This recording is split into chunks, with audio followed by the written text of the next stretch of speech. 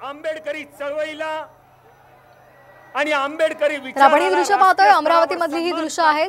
अमरावतीमध्ये आज नवनीत राणा आपला उमेदवारी अर्ज दाखल करणार आहे आणि त्या पार्श्वभूमीवर हे शक्ती प्रदर्शन केलं जात आहे।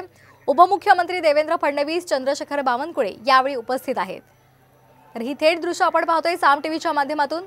अमरावतीमध्ये नवनीत राणा आज आपला उमेदवारी अर्ज दाखल करणार आहे आणि त्या पार्श्वभूमीवर त्यांचं शक्ती प्रदर्शन सुरू आहे आणि यावेळी त्यांच्यासोबत उपमुख्यमंत्री देवेंद्र फडणवीस, भाजपचे प्रदेशाध्यक्ष चंद्रशेखर बावनकुळे सुद्धा उपस्थित आहेत।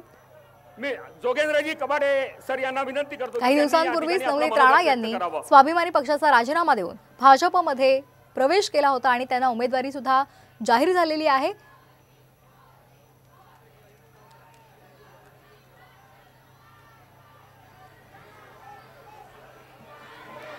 महायुतीच्या भारतीय जनता पक्षाच्या उमेदवार नवनीतताई राणा यांच्या